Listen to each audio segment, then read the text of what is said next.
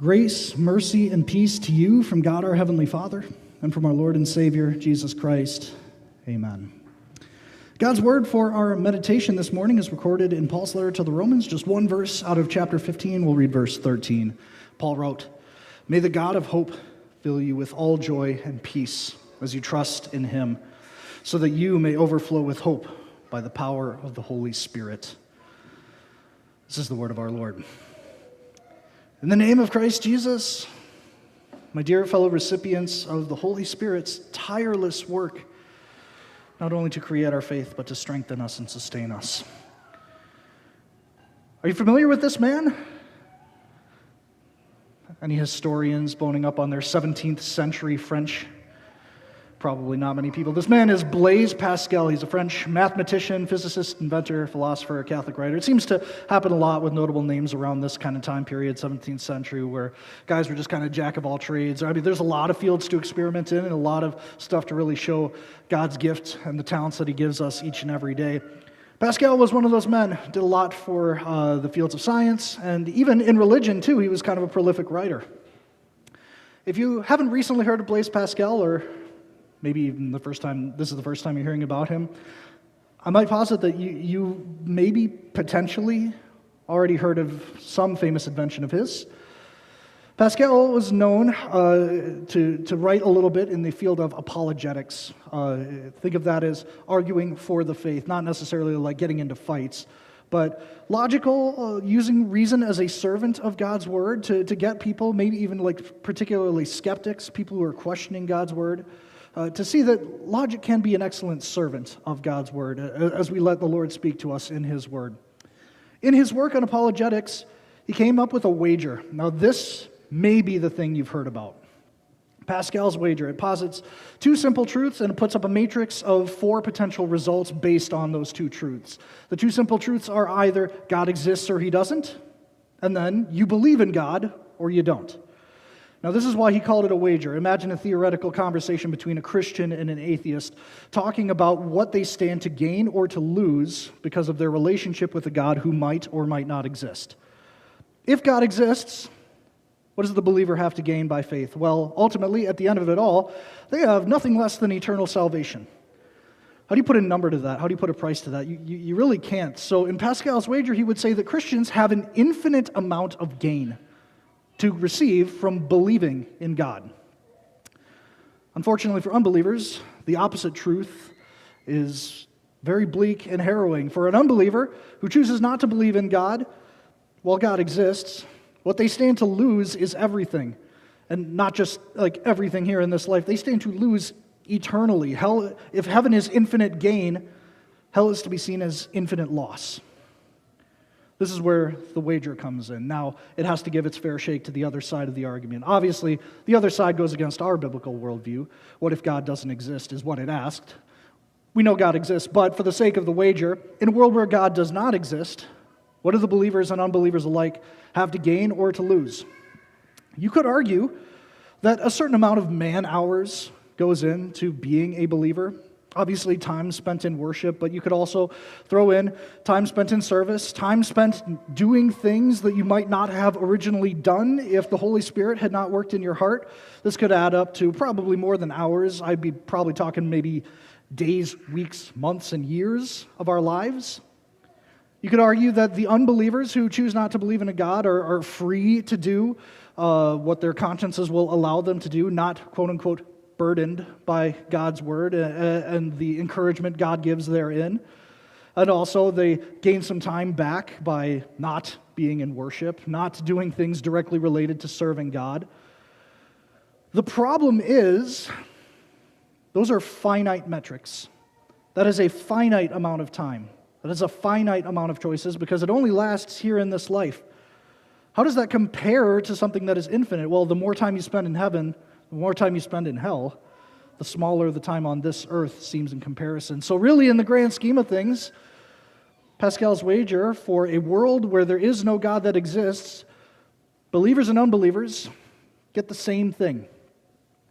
Nothing. It's game over. Fade to black. No consciousness, no soul, no afterlife, according to a reality where there is no God. So this is where the wager comes in. Which is the safer bet?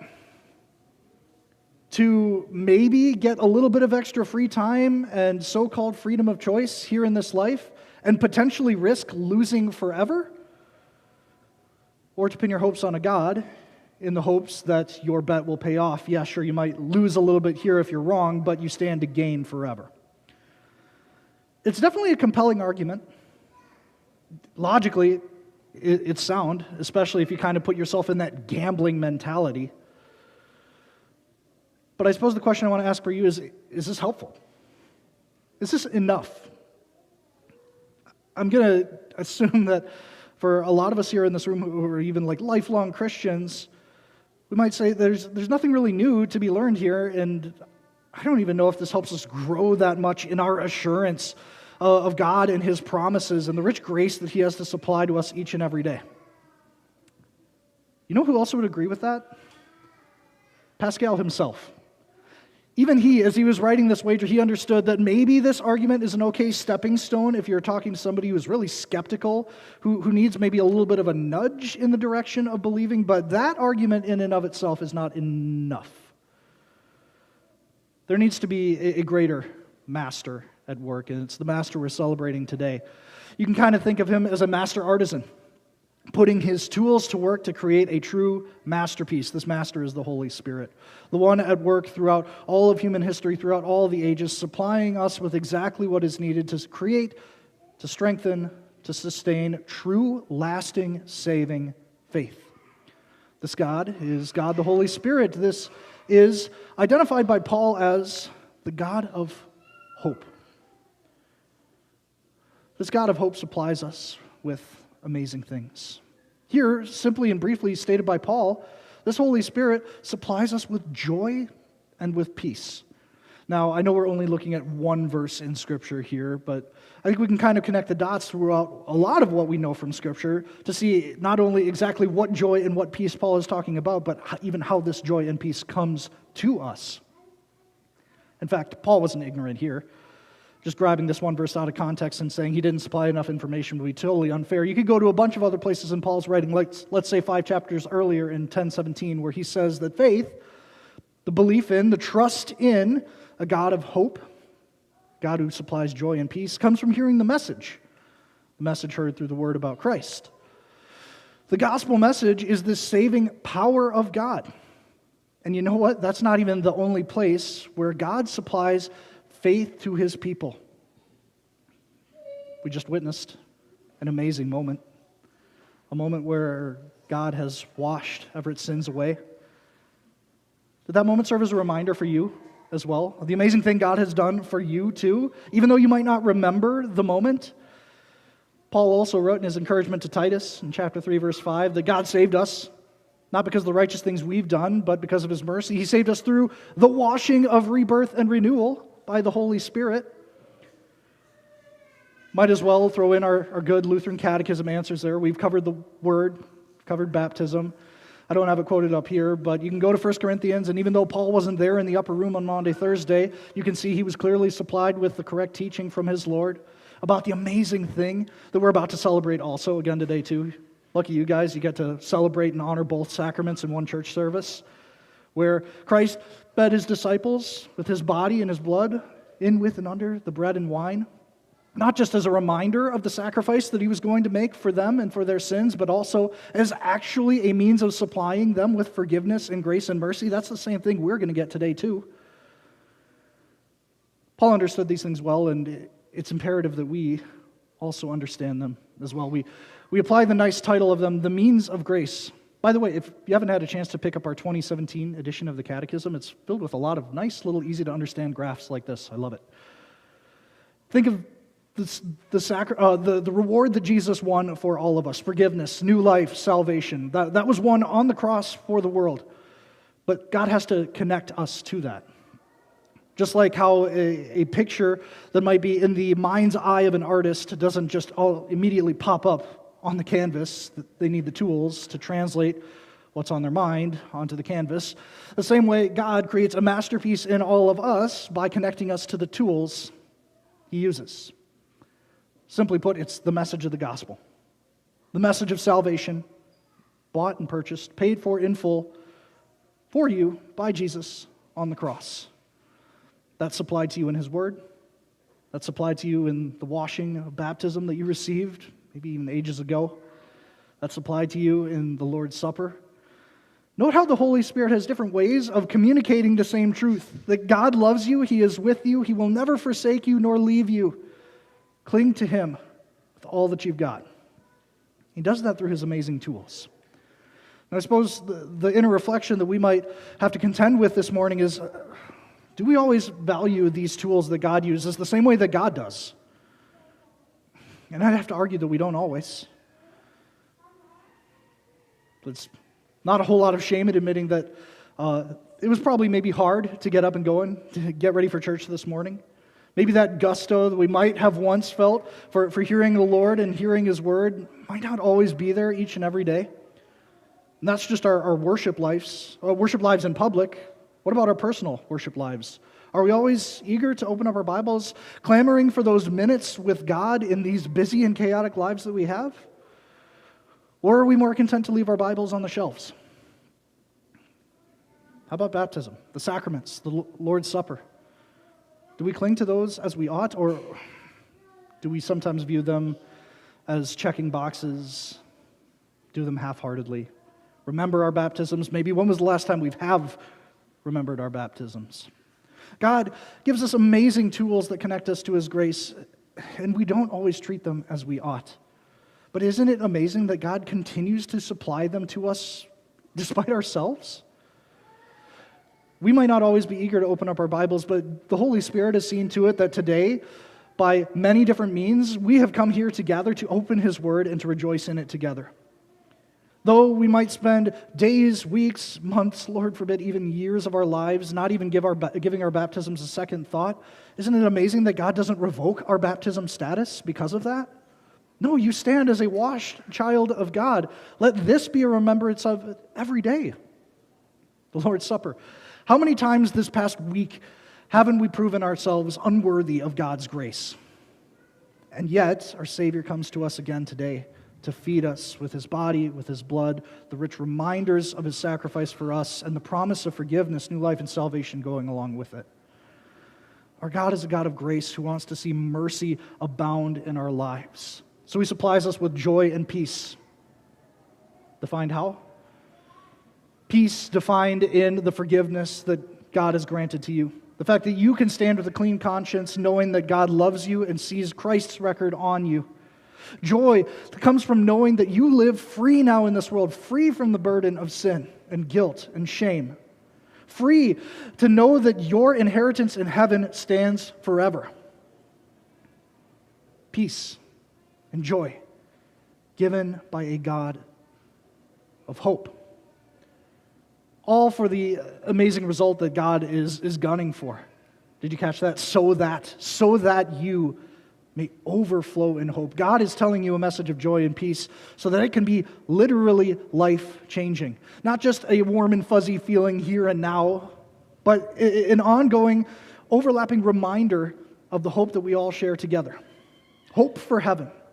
Hope for the life that Christ has won for us eternally with Him forever. That's what guides us. That's what leads us. That's what drives us. People can do amazing things when they have hope. I'm not even talking like the big term hope for heaven. If somebody is hopeful for something, maybe it's a job opportunity, maybe it's a special opportunity coming up in life, maybe it's just a special occasion. When people hope for things, their whole demeanor changes. In fact, it maybe even influences what they do. Unfortunately, the converse is also true. When people live hopeless, when people aren't looking forward to anything, imagine all the opportunities they miss out on. All the things they could do but don't because they're not looking forward to anything. That's not the life Christ wants for us. He wants us to so eagerly desire and hope for heaven that He fuels us with a never-ending message that heaven is ours by what He has done, so that we can go out and live that literally life-changing message. So do we always live like we have an unending wellspring of hope evident to us in our lives? Do we always live like the Holy Spirit is constantly coming into contact with us, energizing us with that reminder that truly sustains and strengthens our faith, that we have our peace and our joy in Him? I know we don't always live that way. I know sometimes it's hard. Many times it's hard. We're so overcome with the burdens and the difficulties in this life, the trials and tribulations that we face, the distractions and the shiny things the world puts in front of us. How do we maintain that hope? Well, it starts with staying, again, connected to what God has done for us. So if I could, for maybe just a moment, indulge you, can I challenge you this week? Put one thing before you and try to keep it on your heart and on your mind as you continue to mull over how you can live your life filled with hope. What's one way that you can tangibly show your hope? And I suppose this premise already starts off with, you should probably fill up with hope. Stay rooted with God and His Word. If your devotion life isn't quite what you want it to be or what you know it should be, there's never a bad time to open up your Bibles. Are you praying often for people? Praying for those who desperately and earnestly need prayers brought before God on their behalf? Other ways you can show hope. Can you serve others the way your Savior has already served you? Can you give to your God the talents and the energy and the treasures that He has so richly and abundantly supplied to you? I could spend, honestly, hours longer going over all the different ways that Christians are enabled to serve God with all the grace and truth that He has given us. But hopefully, let's make sure that the point is clear. This is all something that we are able to do because God is so fervently at work inside all of us. I wish I could promise you the exact results, show you the good that would happen in your life when you live overflowing with hope. I wish I could tell you that this many people would come to believe just simply because you're so willing to share your faith. I wish I could show you the direct answers that God is going to have, the good and perfect answers that He's going to have to the prayers you pray for other people. I wish I could show you exactly what your offerings purchase, exactly what function in the church those dollars have. Obviously, I'm not that kind of a prophet. I don't have that kind of gift, that foresight from God. But I can give you the promise that He reiterates again to us this morning. That as you go about your lives, looking for hope, again, clinging to that hope that we know we need, you will find it in God, in His means of grace, in the sacraments, in the Word. So let's cling to those things that strengthen our faith, that sustain us in this world that so eagerly seeks to knock us off of our foundation. And as we stay clung to the Word, clung to the Holy Spirit, dependent on His work, the Lord will bless us. The tangible results may vary, but the internal result is always the same. May God continue to fill us with the joy and peace that comes from knowing His special tools and coming into contact with them, so that we too, along with the rest of God's people, can overflow with a profound sense of hope in what our Savior has accomplished for us. Amen.